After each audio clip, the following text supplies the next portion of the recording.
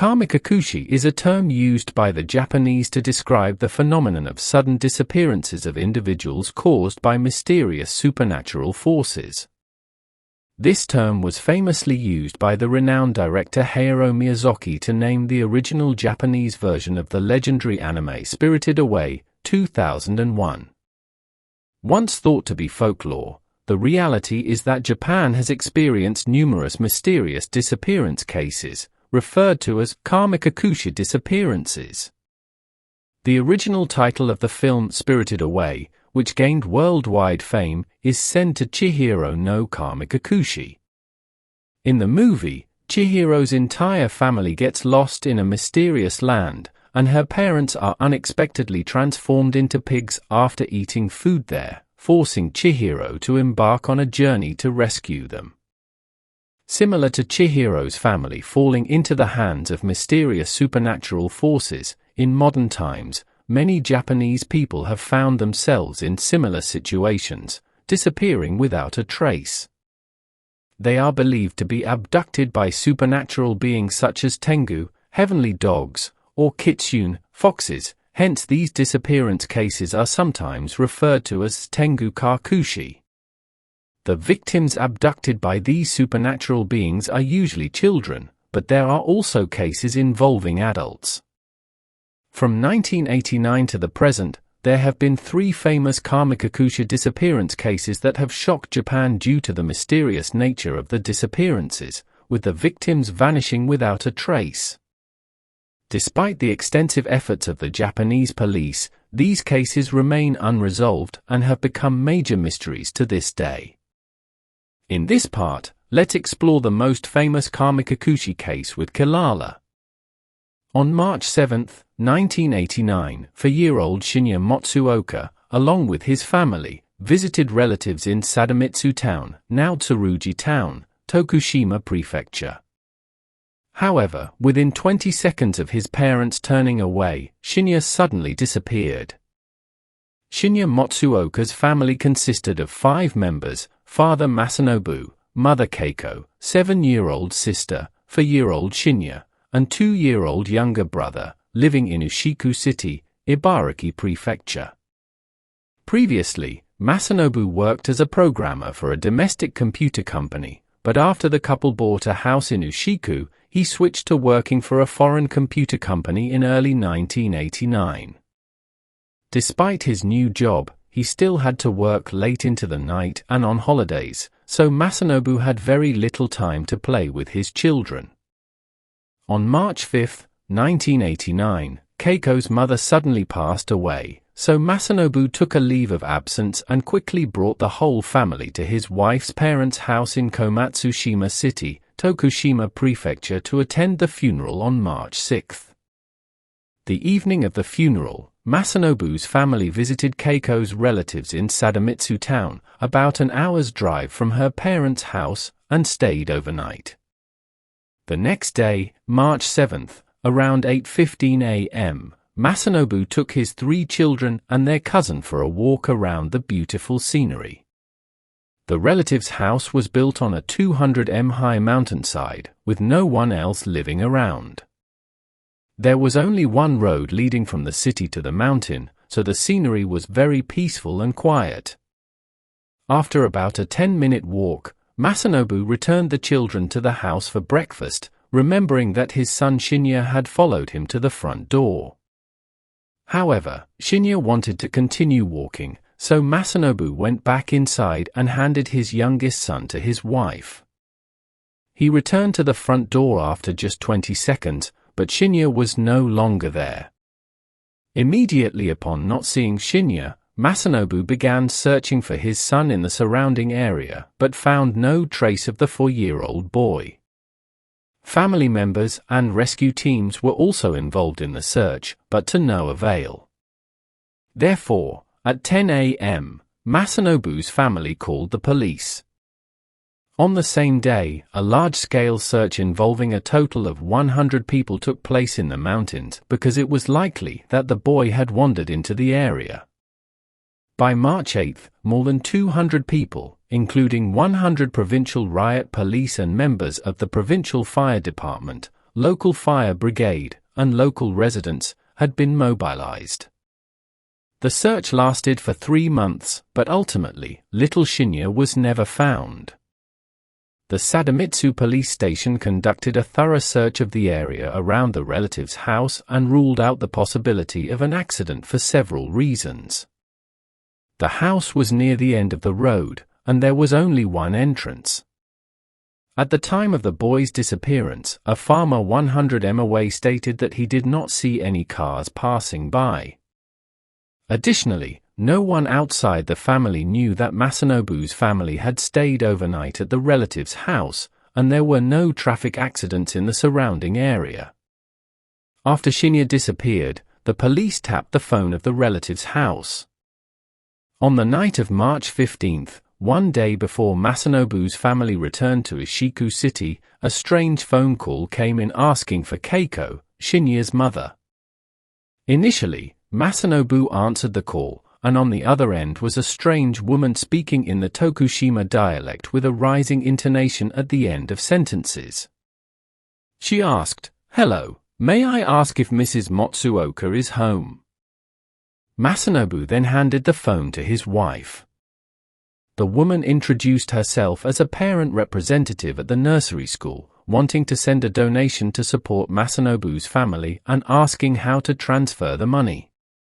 Keiko then asked to confirm if it was Seikei Nursery School where Shinya attended, and the person on the other end confirmed. Keiko then asked, "Is your child in the same class as mine?" The strange woman claimed to be the mother of a child named Nakahara Mariko. At the end of the phone call, Keiko informed the woman that they would be back home the next day and instructed her to come straight to their house, to which the woman agreed.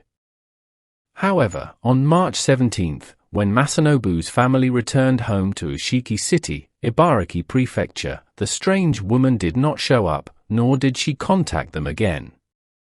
A few days later, Keiko contacted the nursery school, but the truth was that there was no student named Nakahara Mariko, and there was no donation support. It can be said that this person knew about the Matsuoka family, but this did not help the disappearance case because shortly after, Masanobu immediately contacted the Tokushima Provincial Police, and strangely, the recorded phone call from that day was lost. All leads were cut off from here, and the case came to a dead end. Despite the heart-wrenching loss of their 4-year-old son, Shinya, in mysterious circumstances, the Masanobu family continued to hold on to hope and tirelessly search for him. Masanobu quit his job as a programmer and switched to freelance business to dedicate more time to the search. He provided Shinya's information and his own phone number, broadcasting it on television 50 times, so that anyone who saw Shinya could contact him immediately. Subsequently, numerous witness testimonies emerged from across Japan claiming to have encountered Shinya.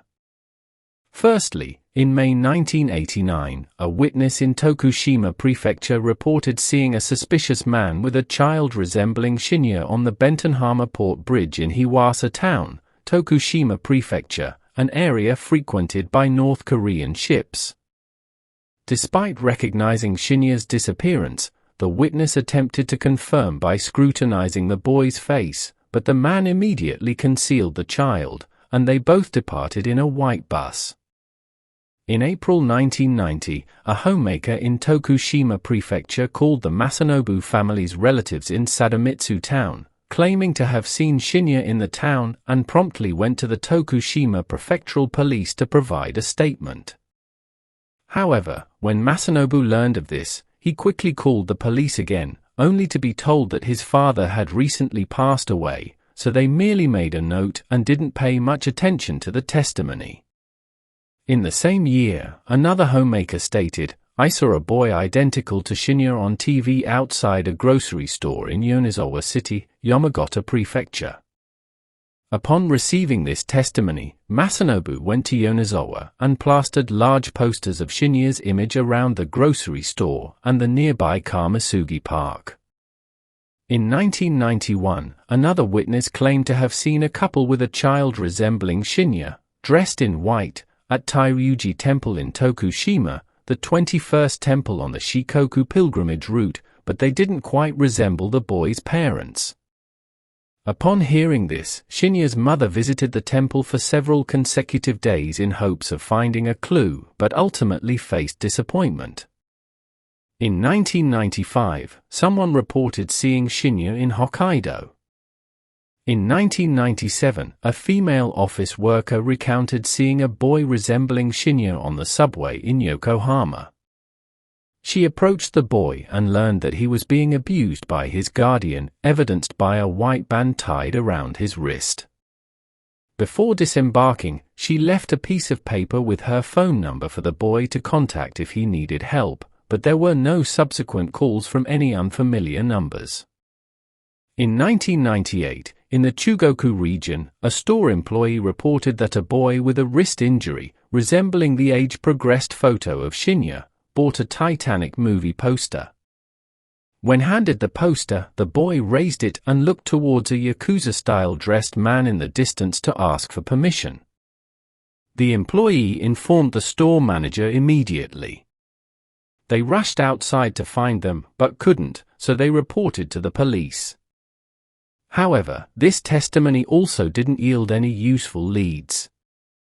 Due to its perplexing nature, Shinya's disappearance case was classified as one of the most famous Kamikakushi disappearances in Japan. On May 3, 1998, a 48-year-old homemaker named Noriko Shizuka from Chiba Prefecture disappeared without a trace while visiting a Kaji shrine during Golden Week. Over 100 police officers were involved, and the case received media coverage, including the involvement of a psychic.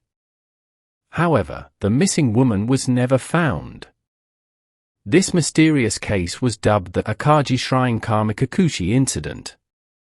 During Golden Week, Noriko Shizuka and her family planned to visit Akaji Shrine in Gunma Prefecture, including her mother-in-law, uncle, daughter, and young nephew. Despite heavy rain in the morning of May 3, 1998, the family still drove to Akaji Shrine. Upon arrival at 11:30 a.m., it was pouring rain, causing the women in the car, including Noriko, to hesitate about whether to go in or not. After some deliberation, only her husband and uncle entered the shrine, leaving Noriko and 4 others waiting in the car. After 2 men left the car and climbed the stairs leading to the Akaji Shrine, about 20 to 30 minutes later, Mrs. Noriko changed her mind and said that since they had come all the way here, they should at least enter the shrine and make a donation. So, she took her red umbrella, a 100 yen coin, and a 1 yen coin and followed her husband and uncle quickly. Later, Mrs. Noriko's daughter carried her sick child out of the car. As she glanced towards the shrine, she saw her mother standing far away from the entrance and wondered what she was up to, but didn't pay much attention. A few seconds later, when she looked back, her mother was no longer there. After a while, the 2 men returned to the car, but all 6 of them waited and Mrs. Noriko did not appear. Worried, they searched around the shrine but couldn't find her. Eventually, they called the police for assistance. Mrs. Noriko, 48 years old, 1.56 meters tall with a slightly plump figure. At the time of her disappearance, she was wearing a pink long-sleeved shirt, a black skirt, and red sandals decorated with plum blossom patterns. Since it was raining, she also carried a red umbrella, which would have left a distinct impression if anyone had seen her. However, the search for Mrs. Noriko proved to be extremely difficult and shrouded in mysterious clouds. Upon receiving the report, local police mobilized 100 people and police dogs to search the area around the shrine and Mount Akaji, suspecting that she might have gotten lost in the mountains. However, for 10 consecutive days, no trace was found.